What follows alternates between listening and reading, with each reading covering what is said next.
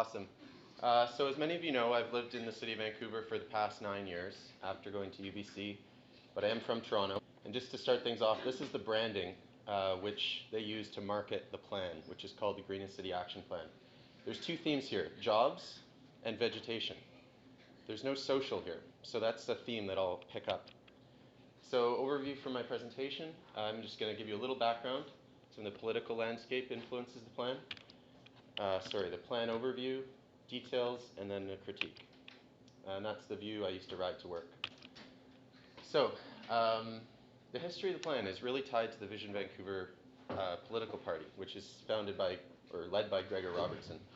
So he was first elected in 2008, and then there was provincial legislation that required greenhouse gas reduction targets. Just to note that the target required by the province is 33%. You'll see that they didn't choose a more ambitious number. That's actually the target they went with. And then Gregor came out with it's actually the mayor's office who worked with the economic development office to write this plan, even though they had a sustainability team. So it's a really collaborative effort. The first draft was the Bright Green Future, and that actually formed the election platform for Gregor. So last election he won. He got a full slate of candidates, which means he had power. He could do whatever he wanted. So he then progressed and wrote the actual Greenest City Action Plan. So with the election now back on the sort of hot plate, it's really interesting to see that his platform is this plan. So it's really tied to the leadership of the city. So this is the cover of the plan. It's very flashy, it's very well designed, very readable. It's about 70 pages, so short enough to flip through. And it did involve quite a bit of interaction with the public. You can see the numbers here, but they're not very specific in the plan itself. It's just kind of like an intro page that flashes these big numbers. So there's a little bit of transparency lacking there, although I think you could go back and look at the council reports if you wanted to. It's just outside the scope of this.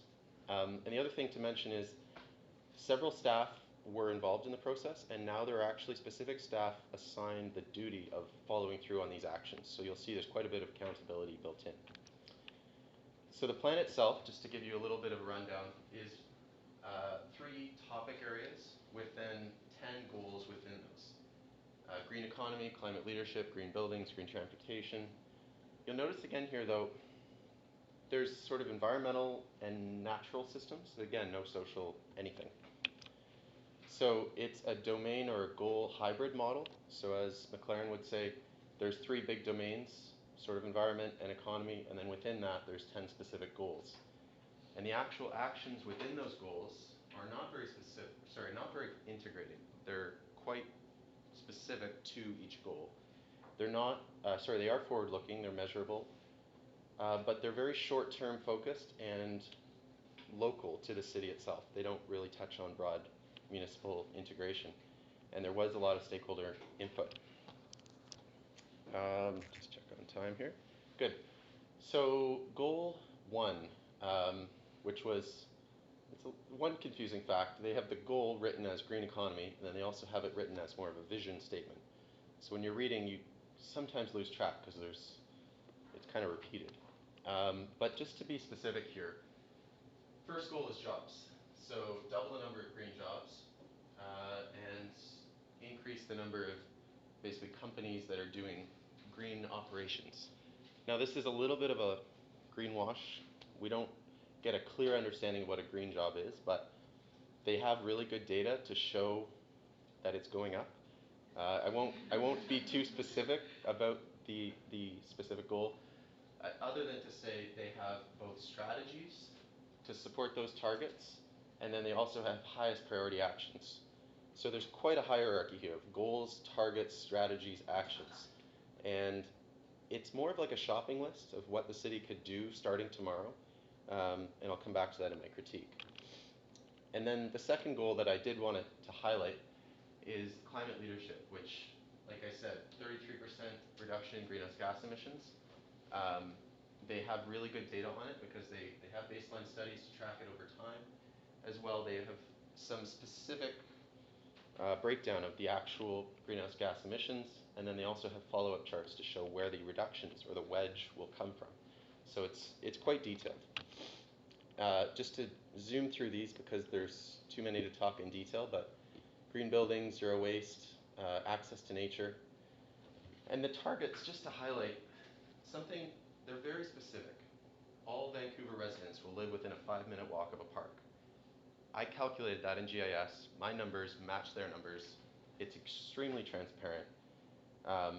Things like counting number of trees. You can count them. It's in the budget. A few other things here. Local food. City of Vancouver's really tried to distinguish itself in the global marketplace as a green tech, green food kind of hub. And there's quite a bit of startup activity in that sector. So this job's really done a great, this plan has done a great job of creating an economy sort of focused on this idea.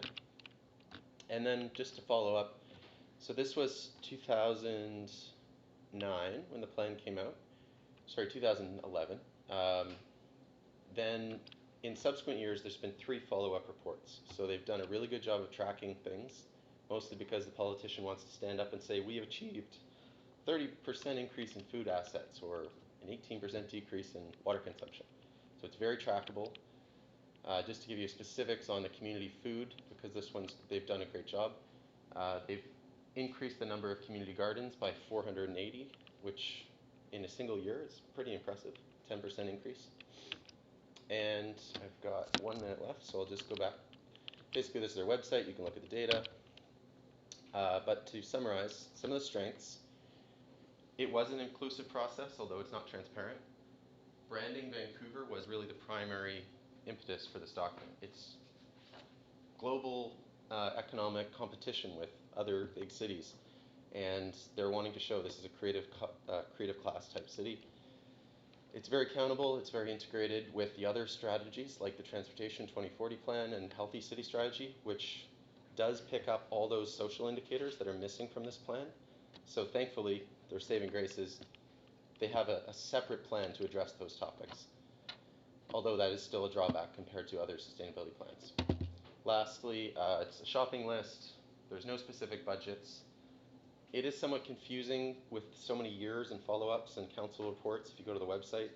Even as an expert and a local, it took me 2 tries to figure out what document was which. And it is quite a controversial plan. The NPA government, if they are put in power, have vowed to basically undo everything Vision has done as a political threat.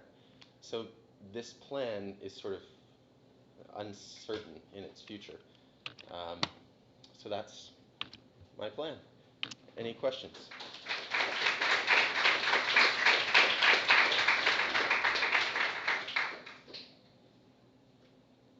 Sure. Sorry, is NPA and the provincial party? No, it's a local party. It's just the kind of, they have slates. It's weird, they're a party-based political system. At the municipal level? Yeah. What would your recommendation be for including more socially focused? I'm actually a huge fan of the Healthy City Strategy, which was a massive undertaking and involved way more consultation. There's this thing called the Downtown East Side, which has a lot of stakeholders. So by separating that plan into a separate Healthy City Strategy, they've actually, I think both plans do what they're supposed to do better. So I might say this is the way forward. Aaron? I saw mentioned there, just out of curiosity, the green enterprise zone. They wanted to put that in the downtown east side. Do you know anything about that, or? I know there's lots of rooftop gardens going in. They've subsidized a lot of local food assets. It's tied to job growth as well for downtown east side residents, and also transit.